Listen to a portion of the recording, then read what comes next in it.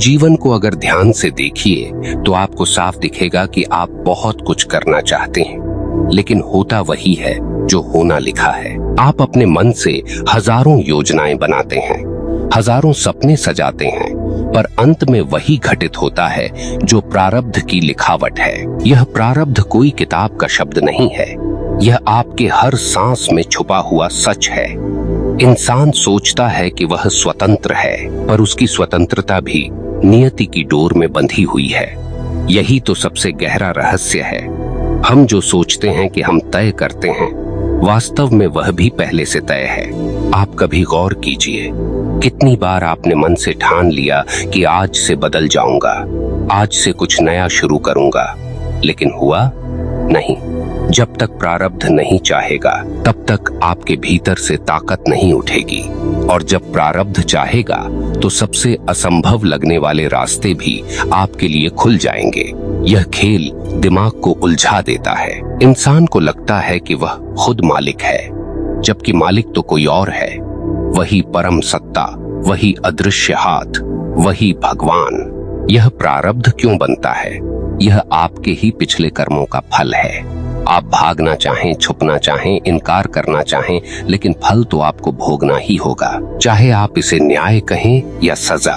सच यही है कि प्रारब्ध आपकी रगों में बसा हुआ है, और जब वही समय आता है तो दिमाग को मोड़ देता है, आपके कदमों को उसी दिशा में धकेल देता है जिसकी ओर आप शायद जाना भी नहीं चाहते थे।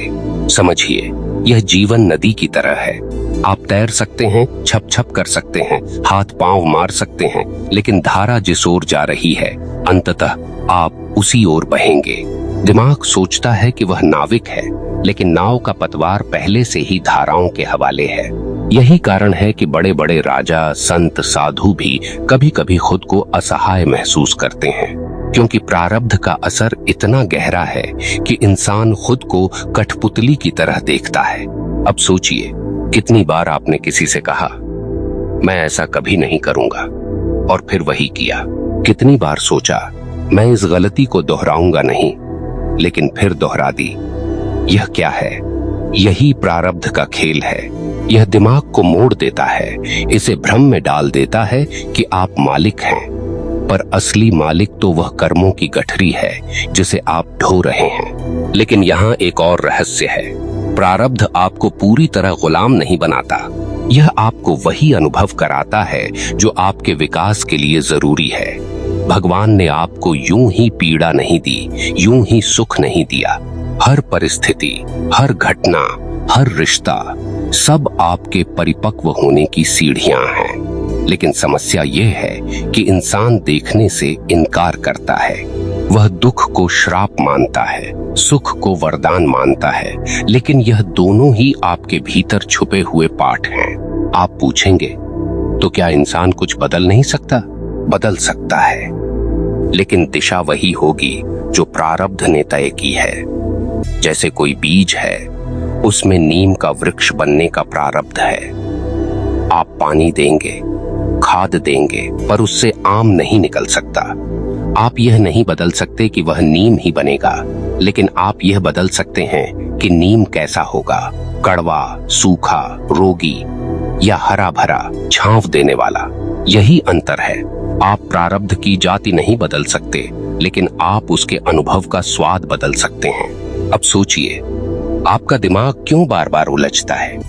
क्योंकि दिमाग को लगता है कि वह कंट्रोल में है, लेकिन जैसे ही घटनाएं उसके हिसाब से नहीं घटती, वह चिढ़ जाता है, दुखी हो जाता है, और यही दुख की जड़ है। अगर इंसान ये समझ ले कि मेरा काम सिर्फ कर्म करना है, परिणाम तो पहले से लिखा है, तो जीवन सरल हो जाएगा। लेकिन यह समझ आसान नहीं है, क्योंकि दिमाग को गुलामी पसंद नहीं। दिमाग हमेशा मालिक बनना चाहता है। यही कारण है कि संत महात्मा कहते हैं, समर्पण कर दो। समर्पण का मतलब है यह मान लेना कि मैं सब कुछ तय नहीं कर सकता। जब आप इस सत्य को मानते हैं, तभी शांति आती है, क्योंकि तब आप परिणाम के पीछे पागल नहीं होते। आप बस करते हैं, और जो होता है उसे स्वीकार कर लेते हैं। अब जरा गहराई से सोचिए, कितने लोग हैं जिन्होंने जीवन में बहुत मेहनत की, बहुत प्रयास किया, लेकिन सफलता नहीं मिली। और कितने लोग हैं जिन्होंने मामूली सा प्रयास किया और बड़ी सफलता पा ली। यह अंतर क्यों?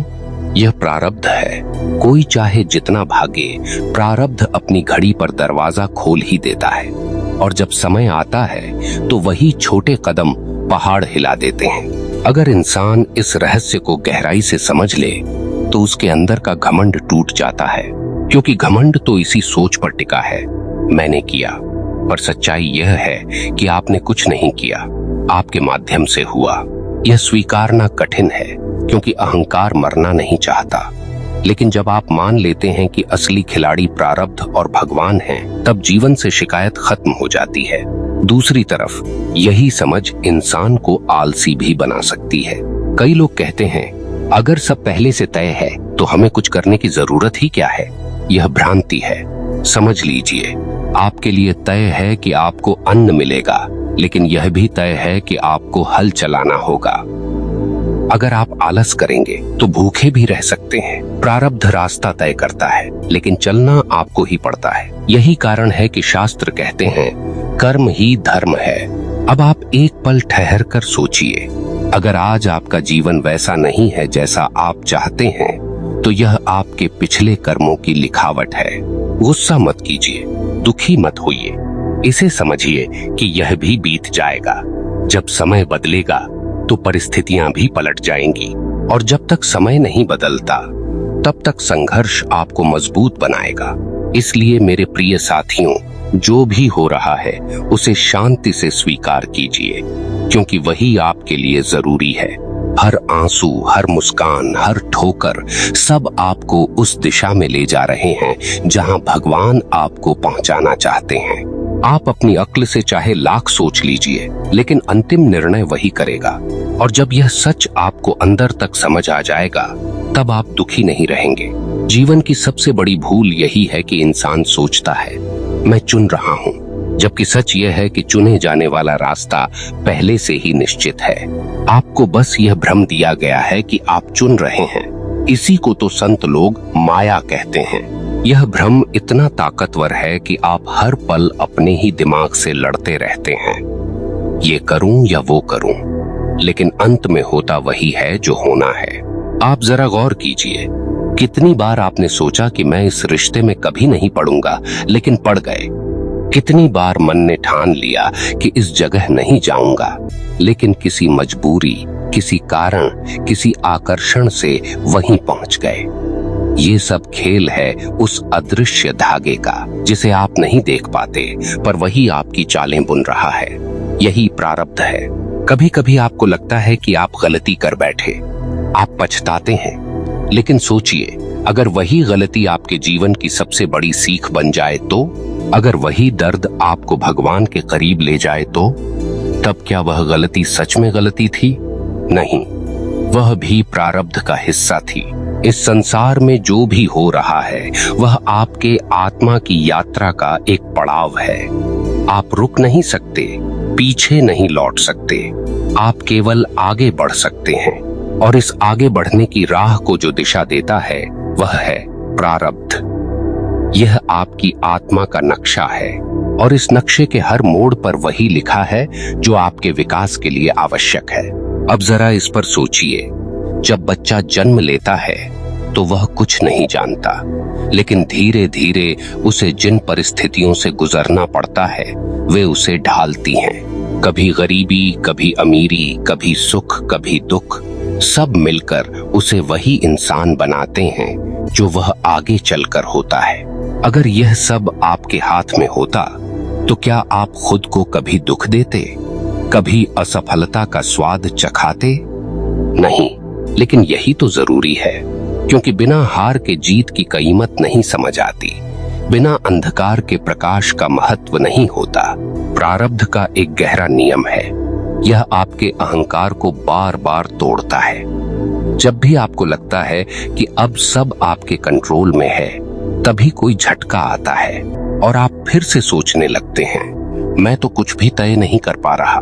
यह अहंकार का पतन ही आपको आध्यात्मिकता की ओर ले जाता है। यही कारण है कि कठिनाइयां जीवन का वरदान हैं, क्योंकि वे आपको झुकना सिखाती हैं। कितने लोग हैं जिन्होंने दुख झेलकर भगवान को पाया है। सुख में तो कोई भगवान को याद नहीं करता। सुख में इंसान कहता है, देखो मैंने किया। ये दुख ही है जो आपको बार बार याद दिलाता है तुम अकेले कुछ नहीं कर सकते। दुख आपको ईश्वर की ओर धकेलता है। यह प्रारब्ध का सबसे सुंदर खेल है, आपको तोड़कर फिर जोड़ने का। आप सोचते होंगे कि अगर सब पहले से लिखा है तो भगवान हमें क्यों सजा देते हैं। नहीं, यह सजा नहीं है, यह सीख है। जैसे लोहे को तपाए बिना तलवार नहीं बन सकती, वैसे ही आत्मा को कठिनाइयों से गुजरे बिना उसका तेज नहीं निकलता। भगवान आपको दंड नहीं दे रहे, वे आपको तराश रहे हैं। यह समझ जब भीतर गहराई से उतर जाएगी, तब आपके आंसू भी आभार में बदल जाएंगे। देखिए, इंसान के भीतर दो ताकतें चलती रहती हैं। एक है उसका मन और दूसरी है उसका प्रारब्ध। मन बार बार अपनी इच्छाएं थोपता है, लेकिन प्रारब्ध उसे वहीं ले जाता है जहां उसे जाना है। यही कारण है कि कभी आप बहुत कोशिशों के बाद भी असफल हो जाते हैं, देखिए, और कभी बिना कोशिश के ही आपको वह मिल जाता है जिसकी आपने कल्पना भी नहीं की थी। यही तो है समय पर होना। हर घटना का अपना समय है। जैसे सुबह का सूरज दोपहर में नहीं उग सकता, वैसे ही आपकी किस्मत का फूल अपने समय से पहले नहीं खिल सकता। आप चाहे लाख खींच लें, वह नहीं खिलेगा, और जब समय आएगा तो बिना खींचे भी खिल जाएगा। अब सवाल है, जब सब समय पर ही होना है तो हमें क्या करना चाहिए? आपका काम सिर्फ इतना है कि अपने मन को शांत रखिए, अपना कर्म कीजिए और विश्वास बनाए रखिए, क्योंकि अगर आप अधीर हो गए तो पीड़ा बढ़ जाएगी। अगर आप धैर्यवान रहे तो वही परिस्थितियां आसान लगेंगी। दुख और सुख दोनों बाहर नहीं हैं, वे आपके मन की प्रतिक्रिया में हैं। याद रखिए, प्रारब्ध आपको रास्ता दिखाता है, लेकिन भगवान आपको ताकत देते हैं। अगर आप भगवान से जुड़ जाते हैं तो प्रारब्ध का बोझ हल्का हो जाता है। जो दुख असहनीय लगता था वही सहन हो जाता है। और यही कारण है कि संत कहते हैं, भगवान को थाम लो, क्योंकि जब आप उन्हें थामते हैं तो आप प्रारब्ध के गुलाम नहीं रहते, आप उसके साक्षी बन जाते हैं। एक साक्षी की स्थिति बहुत अद्भुत होती है। तब आप देखते हैं कि जीवन आपके सामने घट रहा है। आप दुख भी देखते हैं, सुख भी देखते हैं, पर भीतर से अड़ोल रहते हैं। यही सच्चा ध्यान है, और यही वह अवस्था है जहां पहुंचकर इंसान कहता है, अब मुझे किसी चीज का डर नहीं है, क्योंकि जो हो रहा है वही होना चाहिए। अब मैं आपसे एक सवाल पूछना चाहता हूँ, क्या आपने कभी महसूस किया है कि जब आप बहुत जोर लगाते हैं तब चीजें और बिगड़ जाती हैं, और जब आप छोड़ देते हैं तब सब अपने आप ठीक हो जाता है? यही तो है प्रारब्ध का कमाल। जब आप छोड़ देते हैं तो आप नियति के साथ बहने लगते हैं, और तभी जीवन सहज हो जाता है। यहाँ एक कठोर सच्चाई है, अगर आप सोचते हैं कि आप अपने भाग्य को मात दे देंगे तो आप भ्रम में हैं। आप अपने प्रारब्ध से भाग सकते हैं, लेकिन भागते हुए भी वही आपको पकड़ लेगा। आप चाहे लाख दिमाग लगाएं, लेकिन वह आपको उसी मोड़ पर ले आएगा जहां आपको पहुंचना है। यही कारण है कि महान संत कहते हैं, भाग्य से लड़ो मत, उसे स्वीकार करो, क्योंकि स्वीकार करने में ही शांति है। लेकिन याद रखिए, स्वीकार करने का मतलब हार मानना नहीं है। स्वीकार करने का मतलब है समझदारी। जैसे एक समझदार इंसान नदी की धारा के विपरीत तैरने की कोशिश नहीं करता, बल्कि धारा के साथ बहकर अपने गंतव्य तक पहुंच जाता है। जीवन में सबसे बड़ी आजादी वही है जब आप स्वीकार कर लेते हैं कि आप पूरी तरह स्वतंत्र नहीं हैं। सुनने में यह उल्टा लगता है, कैसे गुलामी में भी आजादी हो सकती है, लेकिन यही तो रहस्य है। जब आप मान लेते हैं कि सब कुछ आपके हाथ में नहीं है, तभी आपके भीतर से तनाव समाप्त होता है, क्योंकि अब आपको लड़ना नहीं पड़ता, अब आपको बहना सीखना पड़ता है। प्रारब्ध आपको बांधता है, लेकिन वही बांध आपको गहराई भी देता है। जैसे लहरें किनारे से टकराती हैं, वैसे ही प्रारब्ध आपकी सीमाओं से टकराता है। और जब जब आप टकराते हैं, तब तब आपके भीतर की चेतना जागती है। अगर यह टकराव न हो तो इंसान सोया ही रह जाए। दुख, असफलता, बाधाएं, ये सब आपके भीतर की नींद तोड़ते हैं। और यही तो भगवान चाहते हैं कि आप जागें। आप देखेंगे, जब जीवन बहुत आसान होता है, तब इंसान भूल जाता है कि कोई परम सत्ता भी है। लेकिन जैसे ही कठिनाई आती है, वह हाथ जोड़कर कहता है, हे भगवान, अब तुझ पर भरोसा है। यही तो प्रारब्ध का असली उद्देश्य है, आपको वहां ले जाना जहां से आप कभी दूर चले गए थे। अब आप समझ गए होंगे कि क्यों बार बार कहा जाता है, सब कुछ अपने समय पर होता है। क्योंकि अगर फूल वक्त से पहले खिल जाए तो उसकी खुशबू अधूरी रहती है। अगर फल अधपका तोड़ लिया जाए तो वह कड़वा होता है। जीवन भी ऐसा ही है, जब वक्त आएगा तभी सब मिलेगा, चाहे वह सफलता हो, प्रेम हो, धन हो या ईश्वर का साक्षात्कार हो। लेकिन दुख तब होता है जब आप अधीर हो जाते हैं। आप कहते हैं, भगवान अभी क्यों नहीं? पर भगवान कभी जल्दबाजी नहीं करते। उनका समय आपका समय नहीं है। वे जानते हैं कब क्या देना है। और जब सही समय आता है तो जो चीज असंभव लगती थी, वही सहज रूप से आपके जीवन में उतर आती है। इसलिए समझदार वही है जो धैर्य रखे, जो हर परिस्थिति में यही कहे, यह भी ठीक है। यह वाक्य सुनने में सरल लगता है, लेकिन इसका अर्थ गहरा है। जब आप कहते हैं यह भी ठीक है, तो आप भगवान की योजना को स्वीकार कर रहे हैं। तब आप दुख को भी वरदान की तरह जीने लगते हैं। और यही स्थिति है जहां से सच्चा आनंद शुरू होता है। मेरे प्रिय साथियों, जीवन में हर मोड़ पर याद रखिए, आप अपने प्रारब्ध से भाग नहीं सकते, लेकिन आप इसे शांति से जी सकते हैं। आप इसे शिकायत के साथ जी सकते हैं या आभार के साथ। चुनाव यही है। और जब आप आभार चुनते हैं तो हर घटना, हर आंसू, हर हंसी, सब आपके भीतर एक नया फूल खिला देते हैं। अगर आप सचमुच भगवान के भक्त हैं, तो आपको यह समझ लेनी चाहिए कि उन्होंने आपके लिए जो लिखा है वही सर्वश्रेष्ठ है। हो सकता है आज आपको दर्द लगे, पर वही दर्द कल आपके लिए शक्ति बन जाएगा। हो सकता है आज कोई दरवाजा बंद हो, पर कल वही आपको बेहतर रास्ते पर ले जाएगा। भगवान भूलते नहीं, वे देर करते हैं, लेकिन देते वही हैं जो आपके लिए आवश्यक है। इसलिए अब शिकायत छोड़िए। हर सुबह जब उठें तो यही कहें, हे प्रभु, मुझे वही दो जो मेरे लिए सही है। मुझे वही दिखाओ जो मेरी आत्मा के लिए जरूरी है। और मुझे धैर्य दो कि मैं आपके फैसले को स्वीकार कर सकूं।